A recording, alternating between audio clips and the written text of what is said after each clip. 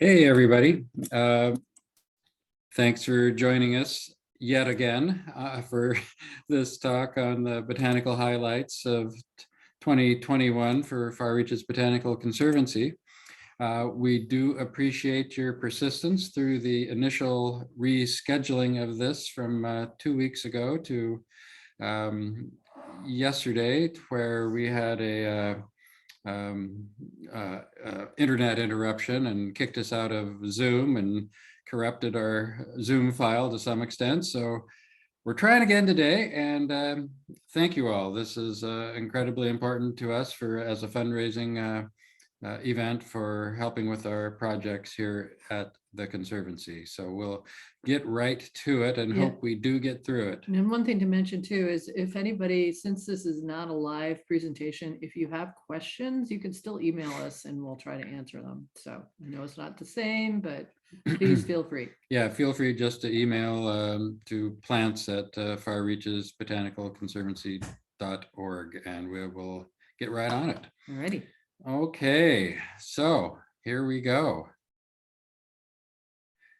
Okay, well, those of you in the Pacific Northwest, anyway, remember this lovely snowstorm that we had starting on Christmas Day. And it coated everything with a pretty good coating of snow, including this brave Ulcinium douglasii was just starting to bloom. And this is a native plant, and it's native to our local prairie here. And it's a beautiful early spring bloomer. Yeah, it used to be in the genus Sisyrinchium, and it's just a great spring ephemeral. And I suspect some of you that are watching are wishing you had this little amount of snow currently on the ground. Right. There's parts of the country just getting slammed right now. And so this is our new exciting project, our collector's garden, that's going to house quite a few of our FRBC plants, we hope. And we were just making great progress on it when the snow hit. Yeah, really, really appreciate everybody who has chipped into this point on helping to fund this project. It's going to be pretty sweet. And the snow had some upsides. The snow kind of kicked our contractor off the collector's garden project and onto a remodel. So he'll be back when that's done. But the snow had the unexpected benefit of giving us some insight into potential hardiness for some of our collections. This really, I think, super choice compact Ardesia, a little shrubby Ardesia from our collection back in 2015 in Hubei, looked kind of awful during the snow, but it came after the snow melted. Nothing was phased on it. It looked perfect. So that's really excellent. Here it is pictured in the wild as we saw it, and it really is beautiful, kind of a silvery foliage form. Yeah, maybe 15 to 18 inches tall, and at the most 24 to 28 inches across. Just a little gem, and well suited to today's smaller gardens. And we did 2 collections of this because there were 2 different forms of the plant. One with the straight green leaves, such as this, and just beautiful fruit clusters. They both have beautiful clusters of fruit. And this other one, which is a little more olive green on the upper surface, and then on the underside, quite a noticeable pinky to reddish tint on the underside. So, and there you can kind of see the aged flowers on that, but altogether, just a clean, good attractive plant. And this is from our 2019 collection. This was a taller Ardesia. It was about 4 feet tall in the wild, but the thing that was striking about it is this just beautiful red underside to the foliage. And eventually that's going to flower, and hopefully that will give us some clue as to what it is. They're a little difficult to key out. And aside from difficulty, there's also, you have to have time to key it out, and we're always pretty busy, but we'll get to it. And also on the same mountaintop, on the other side of the mountain, basically, in the kind of a wet area, we found this beautiful podophyllum, which has turned out to be really different from any other ones that we have. Definitely a deforme, but has its own kind of sort of a bronzy underside to the leaf. Yeah, and it's a very young plant, so it's just kind of getting its footing. So once this continues to grow and develop and flower, it'll be really fun to see. This is one that was gifted to us, and it's from a wild collection from Yunnan. And so that's, extremely important to have plants such as this in the Conservancy collection that have wild provenance. In that way, they have some value to botanical research and are important for distribution to different botanical institutions. So that was a collection from Bjornar Olsen. And this is also a collection from Bjornar Olsen, Marina nepalensis, maybe more suited to kind of a rock garden setting. It's more of a higher altitude little marina. It's a small basal strap-shaped leaves and a stem to 12 to maybe 18 inches. I think it's nicely fragrant, as I recall, when it was blooming last year. I so miss my sense of smell, and it's not from COVID, but You just haven't had it for years. I haven't had it for years. It's so annoying. This is another collection from Bjornar. This is Schizandra rubriflora from Yunnan, and real handsome flowers, little flowers, but the female plants on this will have these long drooping clusters of reddish fruit, and very attractive in a vining plant in the Schizandraceae. And continuing on with the Bjornar theme, we also bloomed this lily for the first time that we grew from seed from him, Lilium henricii. And that's really it's a small flower, but it's beautiful with that dark, well, basically dark spot in the middle. Yeah, that's well put, Sue. Thanks, Kelly. You're welcome. Really technical. Yeah, there you go. And we promised this, we promised this plant that we would show a picture of it in a program for some time, and we just haven't. And it was It's just not that showy. No, it was very attractive in the wild. It looked non-aggressive and just kind of scrambling gently among boulders fairly high up on a mountain. And it didn't quite look like Euonymus fortunii, but it is. And Euonymus fortunii is a bit of an invasive problem, and some states might say, no, it is an invasive problem in the Midwest and the East Coast. And so this is one that we have in the collection, but we're not going to distribute it unless, a botanic garden or a researcher wants it, because we don't want to contribute to any issues on plants getting away from us. Yeah, we try to be good at self-editing. Yeah, but this has value in the botanical realm, so we'll keep it there. And a little Hedychium that bloomed for the first time last year from our 2019 collection. Not sure what this is. It's a small one, and just a lovely little apricot flowers.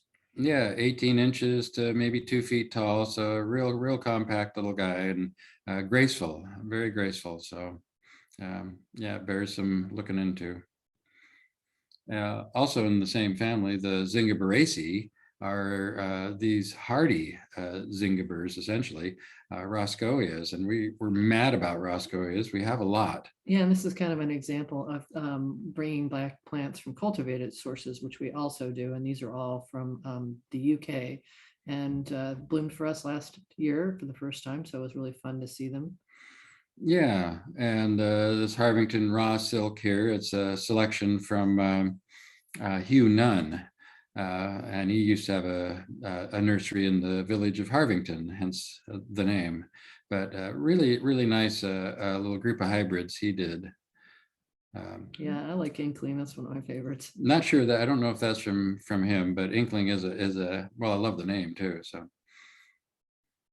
And Stephanie Bloom's a good one. This is increasing quite well. These are kind of hand-shaped with the fingers, sort of tuberous rhizomes, and they at least double every year. So it takes a little while, but once they get rolling, then you can propagate these. You have to propagate these named ones by division. You can't do it from seed and have them come true.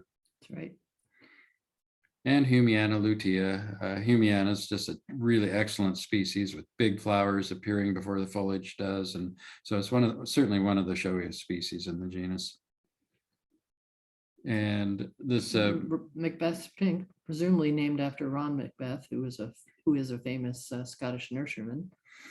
yeah, and this is beautifully displayed flowers. They're big sized and coming out well before the foliage, and beautiful pink pseudostem, and that kind of lavendery pink bloom is quite good. Yeah, some of these will bloom without the foliage. And so this is a particularly good one. That way you see that nice red stem and the foliage is not hiding the flower.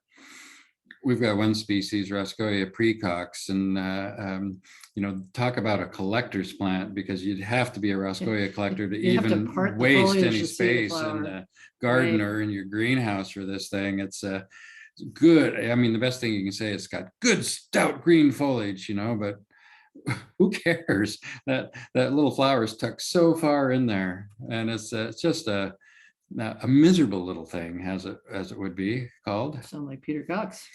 His favorite expression. Well, now I have to tell the story, Sue. So we were in China plant hunting with Steve Hoopman and Peter Cox, the great Peter Cox of Glendoick in Scotland, one of the old lions of the modern era of plant hunting. And we'd found our first camellia in the wild that we'd ever seen, and we were so excited. Oh my God, it was so great. Elegant little plant tall plant, willowy with small white flowers, and we picked one and went up the hill to the trail and showed Peter, and he looked at that, and we were so excited. He looked, then he says, "That is a miserable little flower." It's like, okay, that one is stuck with us. I guess you're right. What a miserable thing. Oh well. And this is a beautiful white one too. We grow a couple different really nice white ones. Another one called Snowy Owl that I'm particularly fond of. Something about the white ones, they're just gorgeous. Yeah, they really do show off. And Roscoea wardii, we've been after this for a number of years. We've acquired Roscoea wardii locally a couple of times at some cost, and they've always been Roscoea humiana. And we'd seen Roscoea wardii years ago up at UBC in the Asian garden. And it lasted there, it didn't persist, I don't think, much more than a season or two before the gray squirrels ate it. It was what Peter Wharton told us there. And so that's very sad. So this is a species that we brought back from one of our UK trips, and we had to wait to bloom it. Right, and then we were able to compare it with photos we took at Kew of their reference plant of Roscoea wardii, and indeed it's pretty much the same. Indeed, the same thing, but great display. It's really holds the flowers up well in that dark color. This is one that Frank Kingdon Ward collected in Myanmar, and obviously named after him, wardii. So great plant. And this was the first bloom of this collection of Maianthemum tatsiense that we brought back in 2012, actually. This is really a nice species in that it has the showiest fruit of the genus. Not so pretty in flower, but very elegant. Yeah, the foliage is really nice. Each leaf has a little tiny maroon purple daub at the base, which is hard to see in this photo, but it's just small enough to be, you'd think it would be insignificant, but in some way it can. It has a subtle beauty. It does contribute specifically to the whole, I think. So it's so great. And this one is very elegant when it's just getting ready to bloom. It's not so exciting in flower itself, but this beautiful midrib as it's unfurling is really hard to beat. Yeah, this is one of the Solomon seals with those verticillate or narrow leaves in a spoke pattern, whorled leaves arrangement. So this is probably the best it looks, which is, to us, is well worth growing. And Polygonatum nervulosum, this has been known since the late 1800s, found in the Himalayas, eastern Himalayas from Bhutan into Arunachal Pradesh.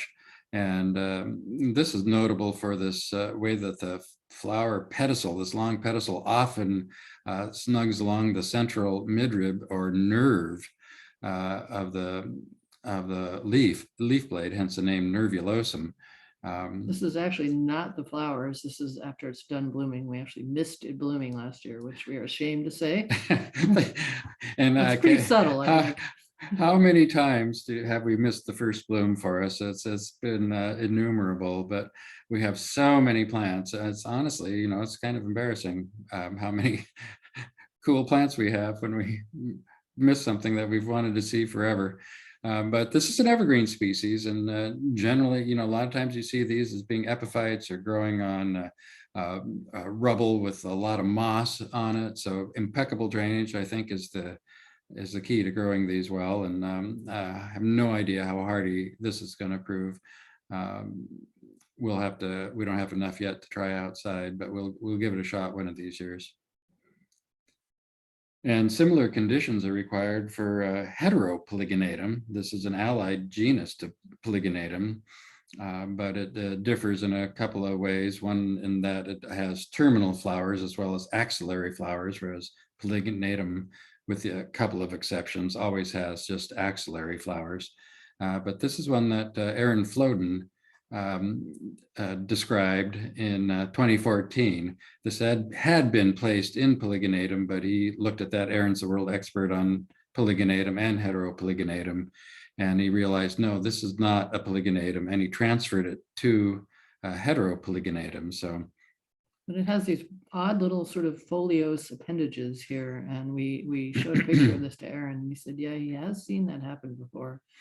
Yeah, we hadn't seen it before. This has flowered for us before, but this kind of growth at the base there was quite interesting, and we're wondering if it might be related to fertility.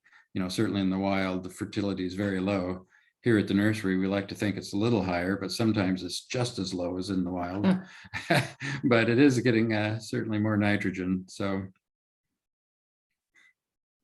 The Araliaceae, the ivy family or Scheffler or Heptapleuron family as it is now, are really, really interesting group of plants. And Brasseopsis is a Himalayan, Indochina, Asian genus that's quite intriguing. Yeah, I mean, this foliage is just a knockout. Unfortunately, not hardy, but would be an amazing container plant. Yeah, and in the wild, this will get up to 15 feet lower, much, lower here in cultivation. And but what a good container plant. And we've had it for a couple of years. I think we first introduced it to this country. But finally got around to blooming last year for the first time. And it would have been one easy to miss, actually. So it's a small little capitate head of flowers, but worth close inspection. And the goal is, for every one of those flowers to turn into a nice bit of fruit where we have some seeds to keep this going. So yeah, we're thrilled with it. Yeah, those flowers are gorgeous. And somebody in the same same family, Sinopanax. This is a wild shot in Taiwan of this. It's a really, really cool. You can see the clusters of seeds there. Really cool Araliid. Yeah, and this can top 30 feet in the wild, and it'll grow out in the sun as well. Oftentimes it'll be found in kind of disturbed areas. And unlike the previous plant, this one has actually proved to be really hardy in our garden. There it is. Yeah, and this is what it looked like after a 10-degree winter, when we got down to 10 degrees briefly. And so this is full exposure, full sun, which here in Port Townsend in our garden means full wind as well. So it's tough, but it is handling it and doing quite well. Unfortunately, one thing that happens with these guys, though, is that they bloom and then they take sometimes a year to ripen the seed. So it doesn't really work outside with our frosts. But fortunately, this one actually started to bloom in the greenhouse this year. And we saw kept an eye on it. And as soon as, we had ripe pollen, we were going to go out and hand pollinate it. But when we went out to do that, we noticed that it was already being taken care of. Yeah, the wasps seem to love this family. They go crazy over them. Yeah, sometimes they're just covering our Scheffleras or Heptapleurons in the greenhouses. So it's pretty cool. And we have a really nice microscope in the Conservancy workroom and library where we're speaking from today. And we're very fortunate to have a conservancy member and volunteer who's a pretty good microscopist, Dixie Llewellyn, and she comes in weekly to take relevant photos, and this is after the anthers have dehisced, but it's the developing sort of the ovaries, the incipient seeds, I guess, of the cyanopanics. So it's interesting. Yeah, it's great Diagnostics. to get such, yeah, it's great to get such detail, because a lot of plants you can't even ID without really without diagnostics to this level. Yeah, and these photos will be part of the permanent record that accompanies each plant in the conservancy collection. So it's very important stuff. And more lilies bloomed for the first time this year. This was really exciting. This is from our Vietnam trip, the Lilium polanii. Beautiful big flowers, kind of arching flowers. Yeah, and that's and these petals will become more recurved as the flower ages, such as this. But one of the fun things about growing things from seed is that you get a lot of variation too, and these guys are fairly different. And so we've got two different clones here, and so anytime we have two clones of something choice like this flowering, we're moving pollen back and forth, and you can see we've just covered this sticky little stigma there with pollen from this plant. So good seed set is ensured. There's related species. Yeah, so you can see the foliage on this guy is kind of short and broad, and then the related species is Lilium primulinum, which has very different foliage. So it's a good way of telling if the plant is not blooming yet. But this is grows in a very similar area, and another one that arches over and grows quite tall. But beautiful, even on the backside, you know, even if you're looking at it from the top down, it's still a gorgeous plant. But oftentimes we'll have seen these growing on fairly steep banks, and so it's perfectly displayed when you're looking up into them. So it's pretty nice that way. Speaking of which, yeah, there you go. Yeah, this is from our 2019 trip. This is kind of everything's steep when you get out into Asia. It's amazing. So we're starting out climbing up this mountain called Wutai in southern Yunnan, and it's just a rocky, moist area. It was tough going. Yeah, it's the second highest mountain in southeast Yunnan, and had not been botanized by Westerners ever, I don't think.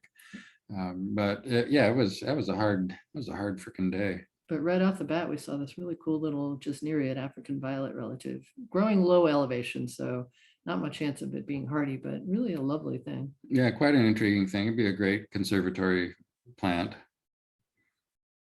And you know, and these are easy to grow from seed, and you can also do them from leaf cuttings, Gesneriids, and so we were able to get one. Very little seed had been set on this thing, but we were able to get one to go, and we've just pampered it limping along, and it's we're just not warm enough, I don't think. We run things, we're pretty cool here in Port Townsend, and a bit on the low humidity. We are cool, but the greenhouses are also chilly. Yeah, that's well said, Sue. And anyway, this thing finally flowered for us, and so that's great success. And we're hopeful it'll. This is pretty recently, so we're hopeful it'll set some seed, but at least we've got leaves, and so we're making some cuttings. And so if we can get some replications of this, we will feel more comfortable about its long-term survival. And another one that we saw on the same trip, which we have yet to identify as well. It's a complicated family, and they keep changing the names too, so it makes it even more challenging. Boy, those are some nice whorls on that fingertip. This is another Gesneriid. It's fairly woody, which is pretty neat. Lycianotus, and we've grown a number of them over the years, and this is our collection of it. And these, oftentimes you'll find these growing on tree trunks epiphytically, or growing on a big mossy boulder, and they really like growing through that moss and then sending branches out where these flowers can just dangle in the air, and such a cool thing. So no idea on hardiness on this one yet, but probably I can't imagine we'll ever do any better than like zone 8B on any Lycianotis. Yeah, this is a particularly elegant one with those long pedicels, I think. Yeah, I can just imagine a little bit of a breeze, and that'd be great. But good sized flowers, Yeah. and that nice little subtle bend. This is another gesneriid. This is one Aescananthus that are in the lipstick vine family.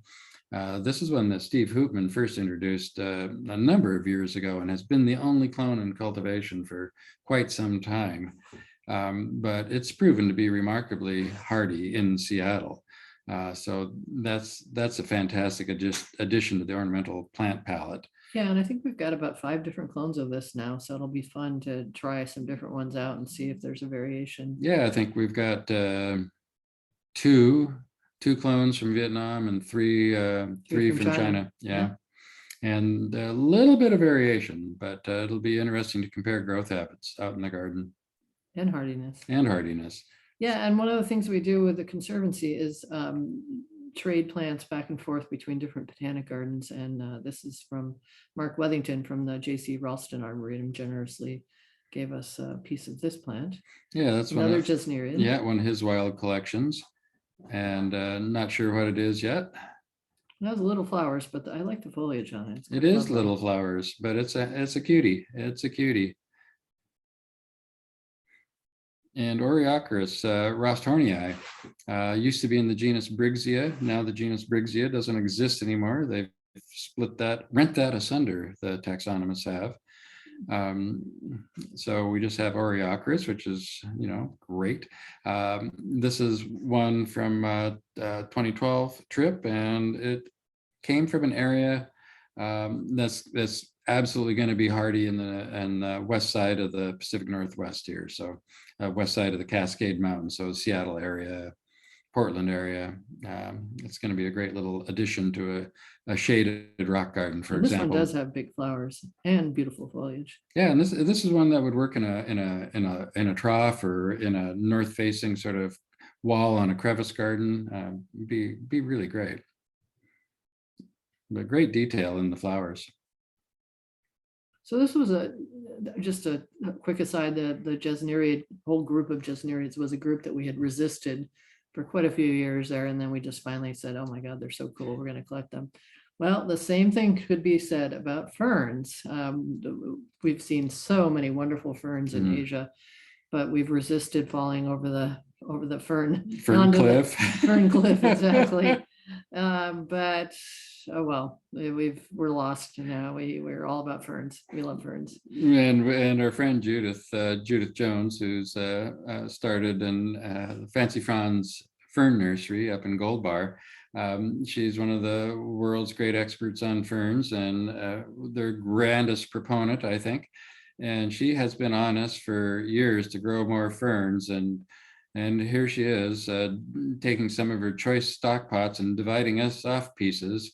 It's really kind of like that classic sort of pusher mentality of, here you go, first one's free, kid. Yeah, right. So she's very, very, very generous. We trade back and forth, and it's been great to have her as a resource for helping identify some of ours. Yep, and we give her full credit for pushing us along on what is a path that we are smitten by now. We are love ferns.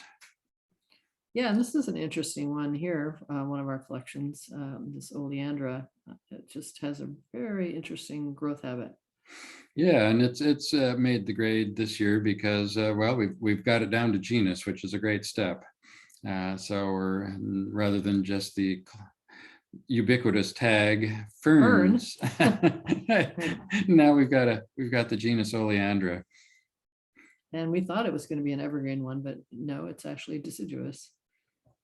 And it's a vigorous plant. It's got these long rhizomes, and it's adapted to growing on trees epiphytically, or growing on rotten logs, fallen logs, and you can kind of see it's got these. This is a very strange picture. And I tell you, I just paused for a moment by it, and this is what happened. It's- Yeah, it just started climbing around So, on you. yeah, looked at that leg, goes, there's a tree trunk. Mhm. But front part, first part of the newest part of the rhizome is really quite interesting in detail. No idea how this is going to be on hardiness, but it's going to be, I think, impeccable drainage in a well-drained rock wall or crevice situation, or rotten log stump, something like that would be really, really important on this. So yeah, so we have started to grow our own ferns, and largely in part and thanks to Mike, who is one of our employees and has really taken it on and done a fabulous job. Yeah, his job title has morphed. He is now officially Fern Daddy, and so this is entirely his purview. We just let him go, and he's done fantastic. So he's just checking on his babies here.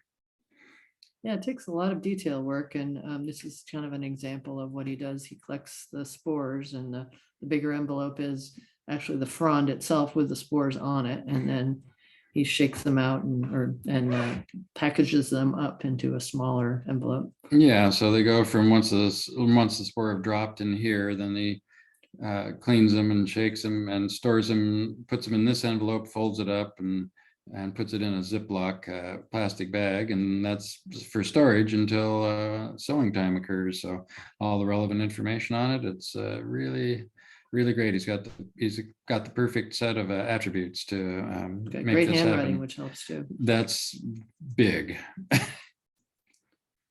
And so once they get sewn into these little sushi trays or whatever, like this wild collected Plisticum neolobatum, he's got the sewing information on. That's our accession code. Once they start go beyond the gametophyte stage to the sporophyte stage, that is turning from what looks like moss to actual little fernlets, gets a little date with a little S on there for sporophyte. And here there they are. They look great. Yep, and they are ready to be patched out. And so take little pieces of them, and we're trying some in plug trays, just directly from the tray into plug trays to see how that works.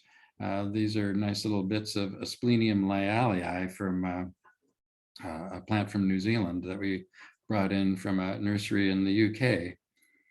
Or traditionally, this is like patching out into a solid tray, little Yeah, clumps. so just experimenting to see what works the best. Yeah.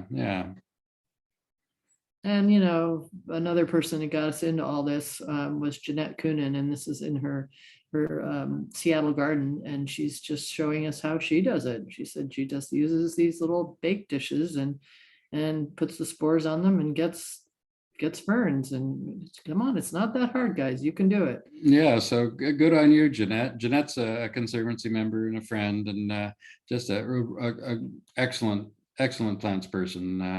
Always fun to visit her, and so we give her credit for really pushing us down the spore path. That's right. And she was generously shared this with us, and this is a gametophyte stage of a really cool, what used to be Blechnum. Yeah, we're anxious for it to turn Into from what looks like sporophytes. moss into Right. sporophyte, so we know it's not moss. Right. But we're We're confident. hopeful. We're confident. This is the plant, though, now called Struthiopteris. Used to be Blechnum. Yeah, and so this is basically our native deer fern here, and but this is this great undulate, crisp sort of foliaged one. What a incredibly handsome plant. So we're hopeful that the sporelings will be more or less true. Actually, we're hopeful that they're going to be more true. Even better. More truer. Yeah, more crispier.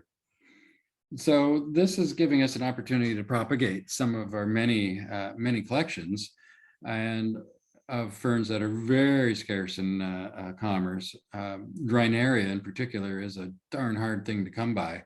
And this is it's an Asian genus, and they're generally always epiphytic, growing in trees, but real distinctive. And this is Drinaria sinensis, that we can see as the gametophytes changing into the sporophytes.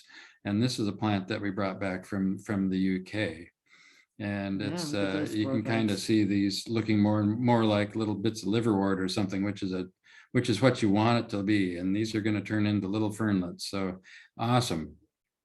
And this is like a zone planted correctly out in the open garden. We just watched a fern talk through the Hardy Fern Foundation of a fellow in Europe who's growing this species outside in a tufa wall.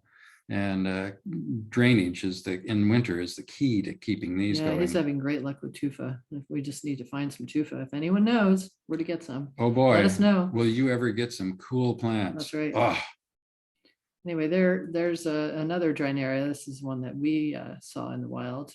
But yeah, you can see how it's just growing epiphytically up the trunk. yeah, there's the leaves and a little close up of it. But beautiful thing, and look at the rhizome just gluing itself to the trunk. So often, Drinarias have a preference to growing on trunks that have a roughness to them, like lithocarpus or an oak relative that have fissures in the trunk where they can get some purchase. That's that same fern there making sporophytes, which is great. Yeah, it's awesome. And this is one in China. This is a Drinaria in Sichuan, and this is an area that is heavily degraded from grazing and burning and such, but which makes growing on trees a really smart idea. And many times Drinaria retain their old foliage from previous years. And this may well have the benefit of trapping leaf and debris from the canopy above it and holding it and just rotting down and providing further nutrition to the fern itself. Well, it's certainly an advantage in this case for it to be on a tree trunk. As you can see, it's so heavily grazed around it. No kidding, but really Really handsome. pretty, yeah. And this little stitching of the sori there is awesome. So, and there's a shot of the old foliage, which is attractive in its own Attractive in right. its own right, absolutely. And there we have it. It's coming along. Yeah, it's great to get some backups on this. Okay, But, enough of those foliage yeah, plants. We should probably geez, they're show something from green. the flowers. So this is from our actually a 2012 collection. Finally got around to blooming this giant Himalayan lily, this cardiocrinum. So you have to be patient with these guys. And it's a fairly It's a good form, one. Yeah, it's got yeah. some nice purple striping in it. Yeah, it's a good mid-range representative, I guess. Right. We grow a ton of different ones, and there's an amazing amount of variation from pure white to we even have pink ones. So it's but this is darn nice. But there's a couple other species of cardiocrinum other than giganteum. One is cardiocrinum cordatum, which grows in Japan and Korea, and then there's cardiocrinum cathaianum, which is Chinese, smaller plant, and it's quite rare in cultivation. A few years ago, it was thought in the UK that there were only 2 plants in the UK, and those were at Wisley, so not common whatsoever. So it's been on our bucket list, so to speak, to find in the wild. And so we were hopeful when we saw this because it tends to be fewer flowered and shorter. And this is fewer flowered and was only about 4 feet tall. So that's right in the wheelhouse of it. But who knows, at this point. Right. Well, and here's the first year seedlings coming up. So those of you who have these in your garden, not this particular species, but giganteum, they look like this. They look like little grass blades the first year they come up. So don't pull them up. Yeah, we've had a number of customers from the nursery say, I never get any self-sown cardiocrinum. How do you have so many? It's like, well, we don't weed them out. They look like grass. Oh, so. Yeah. And then here they are, looking promising. It's got a beautiful bronzy leaf. But, we're thinking, well, we don't, this could take years, and well, it will take years. And it's like, well, so maybe there's some diagnostic feature we can go to and figure out if we have found cathaianum or not before it blooms. And so we all, our go-to thing is get online, go to Flora of China, type in cardiocrinum up here. And here's the lower taxa. This is a species, so we'll click on that. Yeah, I just about clicked on it. Then here's what we have for species. And So there's actually only 2 species, but a couple of varieties. yeah, and so there's got to be some differences that are apparent. So we click on Cathaenum, and here we go. Well, it's certainly growing in the area, so that's apparently widespread for being rare in cultivation. But okay, here's the stem. The stem fits. It's from a 1/2 meter to 1.5 meters tall. Perfect. We didn't have any leaves on that seed stem, so it was impossible to tell where they are. But once we do get a flowering stem on our plants, those leaves will be crowded in the middle part of the stem. There won't be any basal ones. There won't be any leaves kind of graduating in size up to the base of the flowers like you see in Giganteum. They'll all be together in the middle. So, okay, that'll be easy once it starts blooming. Few flowered, 3 to 5 flowered. That can vary a little bit. And then bracts. There are bracts on the flowers, and on Cathaenum, these are persistent. They don't fall off when it's in bloom. Yeah, and we certainly noticed that they do that in Giganteum. So that seems like that's going to be really diagnostic. So we kept looking through, and there's nothing else that'll separate it out. It just has to bloom. Has to bloom. Yeah, so we waited. And this year was the year that it did. And yeah, you can see those persistent bracts there. Yeah, so here's the persistent bracts. This is an illustration from Flora, China. So cool. And it did it this year in 2021. And we're looking at that, and the leaves are crowded together in the middle part of the stem. Done. That's definitely not, well, it can't be anything else, honestly. It's not Giganteum, and cordatum doesn't occur in China. So yay.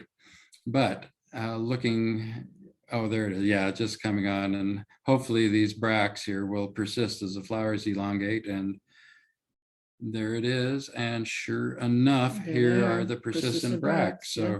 And the different flower shape too, as shown in the illustrations. It's quite a different. Yeah, a little kind of flattened on top. Still beautifully scented. Handsome thing. And capable of self-pollination, as you can see. It's got its little anther sacs snugged right up on that receptive stigma. But we did a lot of hand pollination between the different clones. And we're getting seed set, which is always good. They're just starting to kind of swell up. Yeah. So that's great. So all worked out. And on Cardiocrinum giganteum, flowering size bulbs always have offsets along the base, new bulbs, younger bulbs to carry on after that massive flower stalk exhausts the reserves of the parent bulb. But on Cathaenum, this is not the case. And at least not that we've seen so far. Yeah, so this is a flowering size bulb that we dug up. This is a much smaller bulb too than Giganteum. When it comes to flowering size, it's larger. Oh yeah, Giganteum be the size of your head, even if you have a big head. All right, so Erasemas, Jack in the Pulpits, Keith and Peggy, these are for you. So this is one from Vietnam. Obviously in the Consanguinium alliance, but definitely not Consanguinium. So it's a different species, which we haven't sussed out yet. And another one from the same area, actually, in Vietnam. Fall blooming one. But boy, that's a good looking plant. Great glossy foliage, and that sort of, we always call it snakeskin pseudostem. But handsome flower in its own sort of muted elegance. Right. Kind of sinister looking. Okay. Continuing on with the same Jesus. family. I thought it was beautiful. In a sinister sort of way. Yeah. Anyway, so in this, also in the aroid family is Ramusadia, and this is one that Aaron Floden, Tom Mitchell, and Blood and Wynne Jones collected in 2011 on a trip to Vietnam. And Aaron graciously shared quite a bit of seed with us. So this is part of the Conservancy plant collection. And it's curious plant because this is real typical for it. Yeah, and we, when it first did this, we thought, is that the flower? That can't be the flower. It's an aroid. That doesn't make sense. No, that certainly doesn't make sense. And this does bloom, but it blooms infrequently. And it's got a pale, narrow yellow spathe, typical aroid spathe that comes up. But we've never flowered this, but we get a proliferation of these each year. And we've seen this in the wild in China and in Vietnam. And this is pretty darn showy, but this is one of the most widespread in Asia of any aroid. And it's because these hooked all these little things are bulbils. And these hooks are little, will grasp onto animal fur and be transported fairly great distances, drop off and start new plants. And this is a process called zoochory. And it's a pretty neat adaptation. But it just didn't look like there was enough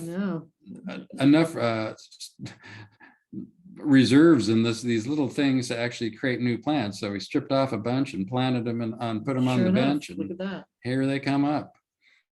And that's a lot of plants. Pretty good adaptation, and they're really going. Yeah. And so yeah, that's it's not very hardy, so that's good. The plants are cool. I mean, it's just amazing adaptation. Yeah. Okay, now we're jumping to another group that we really love, and this is an example of some plants that we brought back from the UK. These are some of the Asiatic gentians. They're fall blooming and they're gorgeous, and there's a lot of named cultivars of these, including this one. Yeah, this is Eugene's Bester, and it's a good thing. So August to October, these will be in flower. Different clones depending on the clone. And this is Devonhall, and this is already going dormant for the year. It's been blooming for a long time. You can see these spent flowers up here, but it's still pushing out blooms, and we've got a bud coming. So that's quite good out of that little plant. And one of the things that's really fun is to see gentians in the wild, and this was really a fun opportunity. Yeah, and so this is a mountain that our friends Steve Hoopman and Peter Cox went with the then Deputy Director of Kunming Botanic Garden to this mountain called Laojun Shan. And in 1994? 95, I think, yeah. And it's a tall mountain, and nobody's been to it since. In part because it's got a military radar installation up there, so it's like it's really hard to go to. But we were able to get permission to go back up there, and so obviously not quite to the top, but we got most of the way up. Yeah, and so anyway, we got right to the gate actually, and it's like, this is nerve-wracking. I hope these plants are good, because it kind of felt like we'd get in trouble. Nope, they seemed fine. Well, and nobody was there, which was great. Or I don't know that they knew we were there. So I just don't feel like this could happen again. Our guide had taken care of that details. Yeah, our guide had taken care of it, and he actually got a fellow who, a local, who was part of this installation, and so he agreed that we could go do it as long as we stayed at his brother's hotel and ate at his sister-in-law's restaurant. Okay, whatever it takes. Yeah, that's how it works.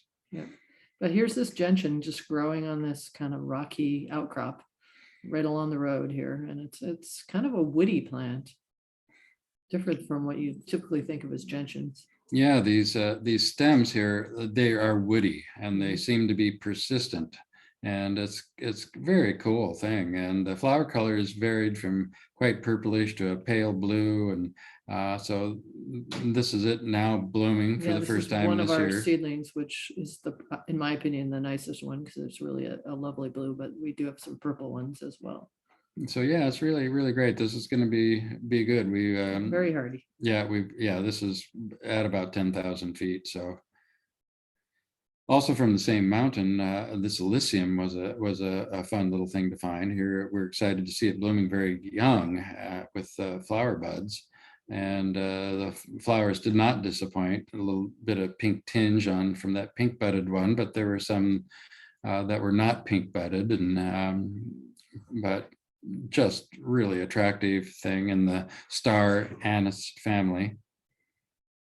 but this should be hardy as heck outside here. Same trip as this vaccinium relative, Agapetes malapoensis, brilliant red new growth. So in the blueberry family. Right. Yeah, this is going to have a, edible but somewhat insipidly sweet fruit to it. And another plant that we've seen a couple times in the wild, this is a Coreopsis. This is an evergreen one, which normally they're not. Normally most species are deciduous. Yeah, and I think this is the only evergreen species, multiflora. And this is one in Guangxi. And striking was this glaucous underleaf on this really, particular really plant. handsome plant. We were super excited to get this plant. We were just so excited to see what the flower is going to look like. And here it is in the greenhouse, doing quite well. But there's a flower bud there. Yeah, so we're bracing for flowers, and oh dear. and looking at going back to flora of China and looking at it, indeed this fits. This is quite correct because it's a very small, short inflorescence. So don't grow. It's not growing. It's great botanical interest and a good evergreen species. Yeah, it's beautiful. And on our most recent trip, we found this evergreen Coreopsis. Yeah, this is just an example of a kind of an app we use just to record some data. So it's showing the GPS and the elevation, and you can put some notes in there. And so it's kind of handy. Yeah, it's super handy. And here's some little specimens. Once we got back down a bit to photograph. Yeah, so this is supposed to be the same species since there is only supposed to be one evergreen species, but it was quite different looking.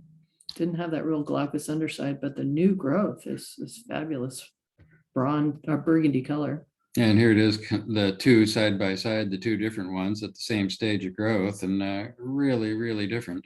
Even the number of veins is fewer. There's fewer by two pairs on this one than this one, and the leaves just feel different. And this, we're some years probably from flowering this, so the newest one. So we'll have to see how that works out. And you can see the underside of the leaf is completely different too between the two. Yeah, glabrous versus glaucous. We'll see.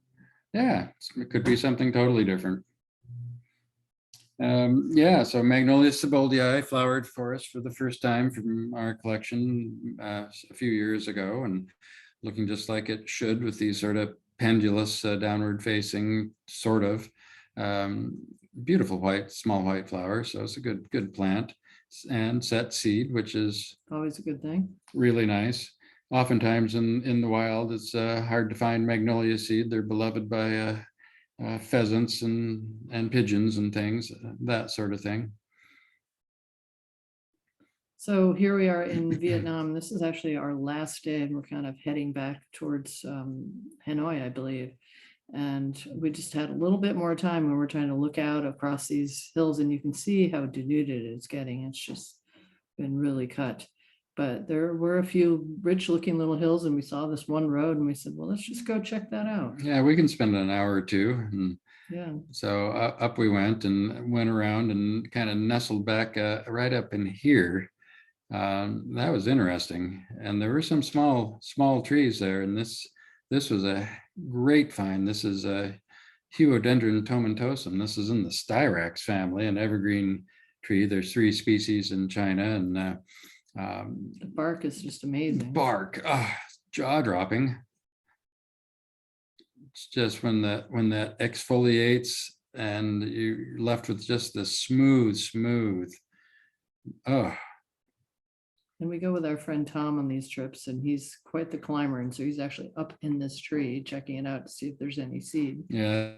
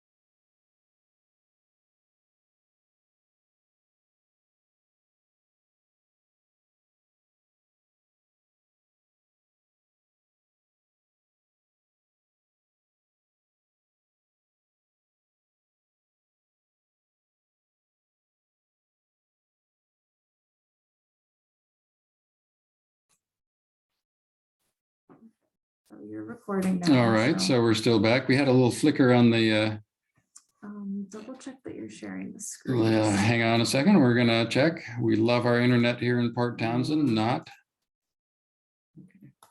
That's what happened yesterday. All right, Great.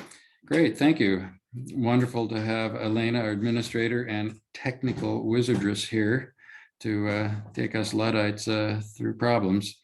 So anyway, great to have this, what's going to be a great ornamental tree species in the collection. And this is several years ago in southern Sichuan. This is Longzhou, kind of a cold, higher mountain. And this is just, looking out across the scrub on the mountain. And right up partway down from the summit on this rock face, we notice this evergreen shrub here. And went over to take a gander, and sure enough, it's osmanthus, looked like Delavei to us, and with these kind of little green or blue olive fruits. Yeah, it didn't look like it was going to be particularly showy, but it bloomed here at the nursery, and it's really turned out to be quite an attractive plant. Yeah, you can't ever tell till you get things back. You have to grow them on and see what happens, and that's a handsome plant. And these little pink pedicels and this little peachy calyx here are just add to the allure. And we It's sent lovely and fragrant too. Yeah, we sent a piece to Aaron Floden, who our consulting taxonomist and at Missouri Botanic, and he looked at it and said, yeah, kind of keys to Delavei, kind of keys to Suavis. But not really to either one. So who knows? Yeah, that's kind of basically what he said. I don't know. So, but it's good. But you never know too, when you see things in the wild, what they're going to look like in cultivation. And we saw this, and it's a hydrangea, and it looked like a paniculata type, but not particularly showy. But we grew it, a seedling of it, and it's turned out to be just an amazing plant, amazing enough that we've named it, which we don't do very often. No, I mean, there's a lot of places that name everything for everything. I mean, I guess it's good marketing, but we tend to be very conservative with that. But this has just been a powerhouse of a bloomer, and the bees, the variety of bees that go crazy on this, it's amazing. So we named it Beguile because it certainly is that. So it's been a great plant. But you wouldn't know from looking at the straggly thing in the wild. So one of our plants, this is our native creeping dogwood, Cornus unalashkensis, in the Olympics here. When we on our hikes, we're always looking at plants, and this is it in fruit. But one of the gems of the Conservancy collection, and a number of you have seen this before, but we're expanding on it a little bit today, is this species from northern Myanmar or Burma. This is Cornus wardiana, and this was just described last year as a new species and introduced for the first time about 3 years ago to cultivation. Yeah, it's been known as the lost Cornus of Kingdom Ward because he attempted to collect it in 1938, I believe it was, and was not able to get any specimens back. It was when the Japanese were starting to invade the area, and I think the herbarium specimens that he made were also lost. So it was just sort of known as this lost Cornus.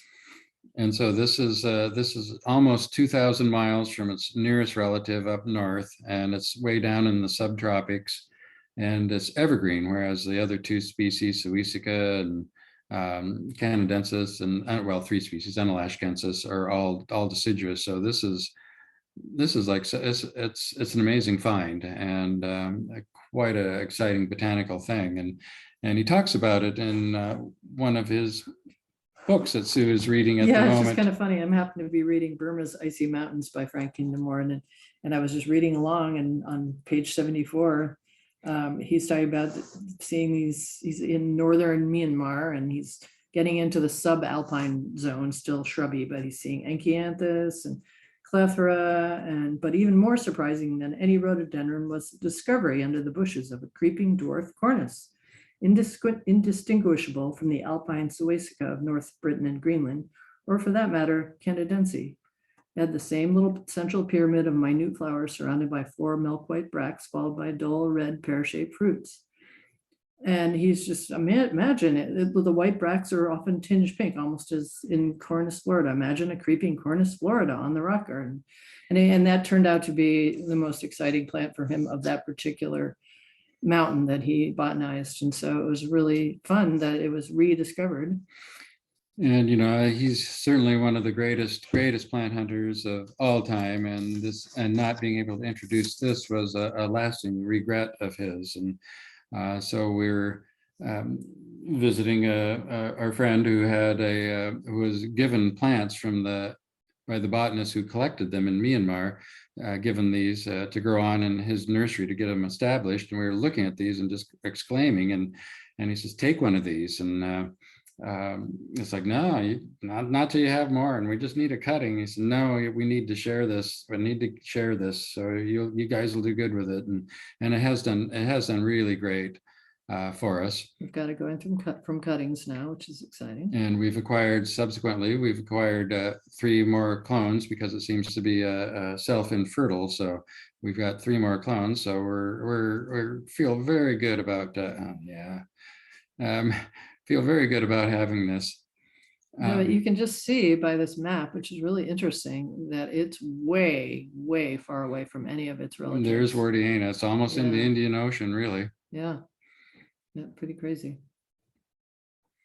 And this is just kind of showing, its relationship in kind of the Cornus, various Cornus species. And here it is down at the bottom, obviously, with closely allied, most closely related to Sueciga and Unalashkensis and Canadensis. But interestingly, and this is evergreen, so it's up on the top. These are all deciduous. So its next closest relatives are these 2 evergreen species, Hongkongensis and Capitata. So that's pretty cool. And we have both of those from our collections. And they are both evergreen. They're very beautiful. And this is Hongkongensis from Sichuan.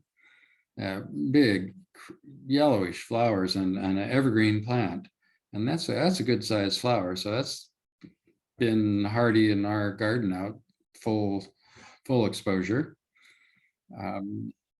And this is recent. This is close to the Vietnam border in Yunnan. This is Cornus capitata. We think for sure, but CF, we'll have to wait till it blooms really to compare.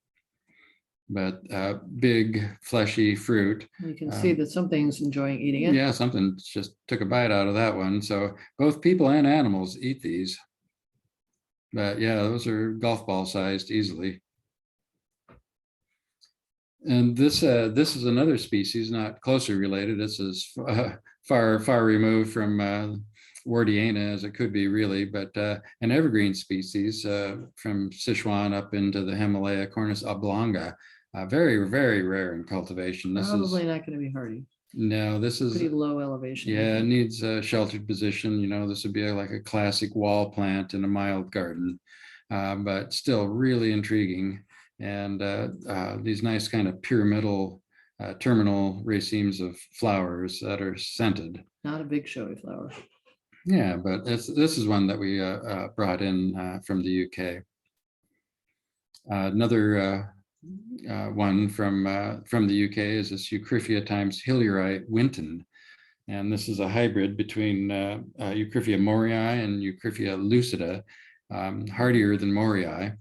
But really, the young flowers have those beautiful pink anthers and they're good sized. Yeah, we love Eucryphias because they're summer blooming and just beautiful. And we're hopeful that this one will be hardy outside. We haven't tried it yet. Yeah, it's reputedly for sure 8B. So yeah, it's a good plant and gets about 30 feet tall when in favored locations. Won't get that tall here and at the lower end of its hardiness zone. But man, do the bees love Eucryphia. So worth growing just for that. But yeah, really pretty. So yeah, so 2020, Argentina, a number of you have seen us talk about our fascination with Polylepis, a genus of trees and shrubs in the rose family in the Andes, essentially. We've always wanted to see Polylepis hieronymi, and never thought we ever would. But here we Only are. found in this just really small area. So we were hopeful that we'd see it, but we weren't sure. And sure enough, there it is, growing in these rocky situations. But beautiful foliage, and you can kind of see it's kind of rose family affiliation just from the leaves, kind of potentilla-like almost, or sanguisorba or whatever. But it's yeah, it's a handsome thing with those hairs, and that underside is particularly good, richly clad in that ingementum. And in the botanical literature, it's described as shrubs, but we did find a population of old plants, obviously very old plants, that become trees. And these always grow in very rocky conditions, like solid rock. They'll grow in a rock crack, and the roots go down quite deeply in search of water. So I think it's got a lot of drought tolerance for sure. And you can see those long roots from this young plant here. But as kind of essentially a large shrub, it does bloom young, and this is the first flowering and cultivation of Polylepis hieronymi. Very exciting. Very exciting. It'd be more exciting if it had petals, but Polylepis are apetalous, meaning they don't have petals.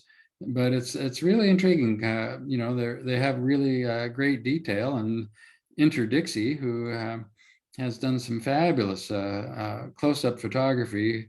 Undoubtedly, the only pictures in existence, really, of flowers of Polylepis hieronymi. The Argentinian botanist that was accompanying us had been involved in germination trials on Polylepis species at his university, and he'd never seen Polylepis hieronymi before, so he was really super stoked to know where it was at. Yeah, she's getting some really good detail here. And there's the actual flowers, and this is the pollen tubes would extend, once fertilized, would extend down here, down to below these kind of sepals to the ovary down here. Whoops. Which you can see here. And so this would be like where the seeds are in this ovary, and well protected by I haven't seen this before on our other species of Polylepis, these horns. And hairs. Yeah, horns of fallopian. I don't know what the technical term is, but they're on the ovary, for Pete's sakes. But these hairs are going to keep that ovary from drying out in these very sunny, windy conditions where it's at. So, and also prevent, to some extent, might deter predation by insects or such. So pretty cool. And kind of a light reflective surface that's a bit waxy to keep the leaf from drying out. With a felty underside to help with protecting from the elements as well. Yeah, and so this edge of the leaf is going to be the one that dries out quickest. That's protected by hairs. Underside, the stomata, all nicely clad in, wool, really. So pretty sweet. Okay, so we're getting close here, I think. We're just showing a picture of our crevice garden in the snow, nicely covered up. And it didn't mind it at all, and does great in that. But our crevice garden is perfect for growing really difficult plants that we can't grow in containers. Some are very tough, like a great example is our Olympic mountain endemic Viola fletii. Yeah, this is kind of what, a couple right botany here. types, plant geeks do during the pandemic. They go to look at their own flora, and that's what we did. Which has been great. We've had time to do it. Yeah, there's the Viola fletii, really a handsome plant. But that's solid rock. Yeah, and it's not really in cultivation that I know of, so it was a challenge. We actually found a few seeds. There it is, growing with another Olympic mountain endemic. This is Campanula piperi. Yep, and but it's great to see the viola with the campanula. Found nowhere else in the world except on the Olympic mountains. But yeah, that's awesome. And so we were able to go back week after week till violet seeds, once they get close to ripe, they just pop and they're gone. And so we just went back week after week to get a few. And there's the piperi. There's the piperi, beautiful thing. And here we are in our crevice garden again, which we've planted with both of those plants. And so on this north facing, that's where the violet likes to be, up in the mountains. So on this north facing wall, we've got a very narrow crack that we've chinked up and trying to duplicate its conditions. And we've put tiny little seedlings in here and they are growing. So we're very excited. Yeah, there's another one up Well, here. hopefully they'll come back. They were growing last fall anyway. We'll see what happens. They're coming back. Yeah. They're tough. I mean, gosh, Yeah. this is, They are tough. whatever we do to it, it's still going to be like a spa compared to where it's growing up in the alpine zone. So part of the reason that we delayed, or the reason that we delayed our talk by a week, now a week and a half, was because we just lost our beloved Callie, who was just an amazing creature, just such an integral part of our being. So here she is up in the same location as that violet and that companion. And this is just last summer. So, Yeah. you Yep. know, she's 14 and a half there. Yeah, And so we just lost her at age 15 years in a month, and she, right up until December, she was doing fabulous and still hiking. So we're lucky that we had her for so long. We just wish we had her for more. yeah, we thought we felt we better postpone it because you didn't want to listen to us cry the entire Yeah. time. Which And we're obviously we're close. struggling with still. Close now. She's a best friend. And here she is amongst just Amazing. a field of polemonium coming down from a hike in the Olympics. Just looking really happy. But she taught us a lot of things, and she was excited about everything. No matter how many times she's done it, we're going to try to learn from that. Yeah, she had a And, lot of joy, that dog. Yep, and she loved fiercely. So Yeah, and she also was good at posing for what a looker. plant shots. Yep. And so this was on one of her last hikes.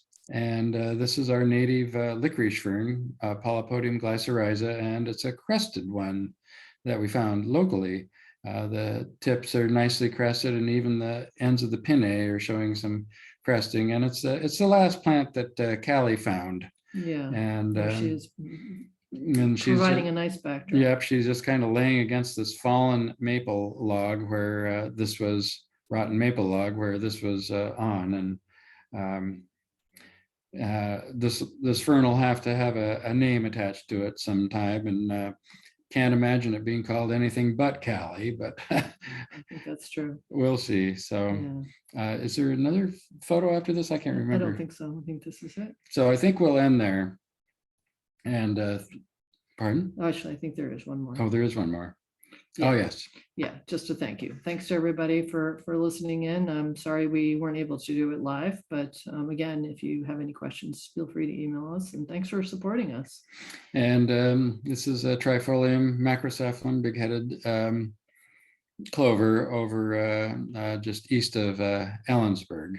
Yeah. Great clover, sagebrush clover. So thanks so much, and we'll do it again.